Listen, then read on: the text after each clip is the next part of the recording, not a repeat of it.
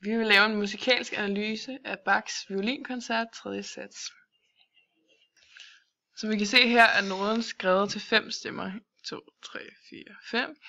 Hvor at de 3 første stemmer står i en G-nøgle, og så er der en C-nøgle her, og så er den sidste i en F-nøgle. De 5 instrumenter vi har at gøre med i den her sats er en violin, en bratsch, en cembalo, og en cello og en bass di viola di gamba. Allegro assi betyder rigtig hurtigt, og det refererer til tempoet, som satsen skal spilles i. Den spilles i 160 beats per minute. Yes, og så videre til den musikalske analyse af værket. Taktarten er 3/8, og tonearten er i E-dur, hvor man kan se det heroppe ved de faste fortegn, hvor der er 4. Tonerne i første akt passer også til en E-dur, og så til sidst i stykket, så slutter den lukket på et E. Så på den måde kan man se det.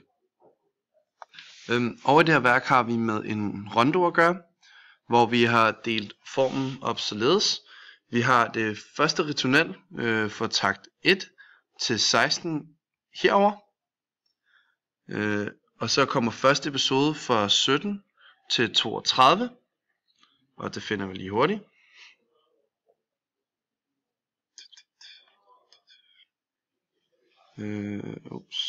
Ja, 32 her. Så kommer vi ind i en ny, en nyt ritornel. Igen fra 33 til 48. Her. Og så starter anden episode, altså episode C, eller bare C. Det kører så fra 49 til 64.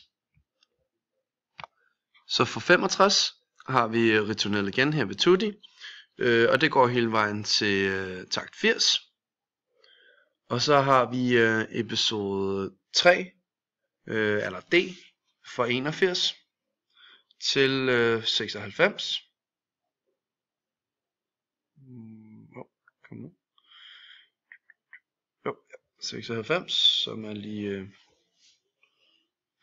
91, 92, her. Og så kommer der det andet sidste ritornel fra 97 til 112. Og episode E kommer fra så 113 hernede til, hernede mener jeg. Fra 113 til 144. Som vi lige hurtigt finder.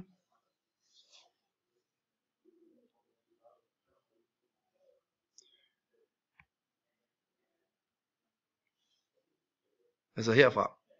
Og så starter det sidste ritornel her fra 145 til 160. Og det er så hele formen, som vi så har bestemt os for at være A, B, A, C, A, D, A, E, A. Og det er forskelligt for hvilke instrumenter der spiller i de forskellige episoder. For eksempel i episode episode B eller 1, så spiller violinen og bass som en slags solo. I C så spiller solo med violin, bratsch og celloen. Og i episode D så spiller der er der en solo til. Og i E, altså det sidste, så virker det bare til at være bare alle instrumenter der spiller. Ja. En anden måde man kan se hvor ritornellet kommer tilbage igen i den her bestemte rondo er her, når der står tutti under, så går det tilbage til den melodiske form og det her tema, som vi så hører flere gange gennem rondoen. Og så vil vi gerne lave en melodisk analyse. Og så har vi kigget på nogle af de melodiske motiver, og blandt andet har vi fundet en trinvis bevægelse, som går opad. Det ses flere gange, blandt andet her i første takt. Og så er der også vippebevægelser, som er i takt 2. Der kan man se. Og så har vi tertsspring, som man også møder, det er bare længere nede. i takt 11 på 16-delene her.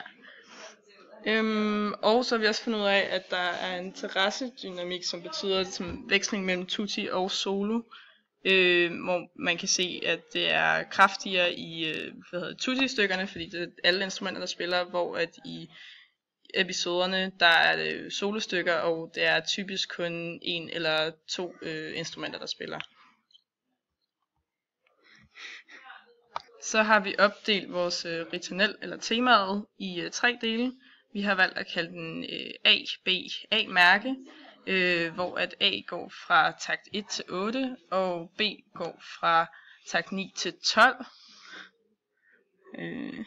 Yes. Og A-mærke går fra takt 13 til 16. Og grunden til, at vi har valgt at opdele på den her måde, er fordi, at A-mærke har en tonal kadence, har vi fundet ud af. Udover at den slutter på tonen E, eller på akkorden E-dur, det gør den også i takt 15 og 16.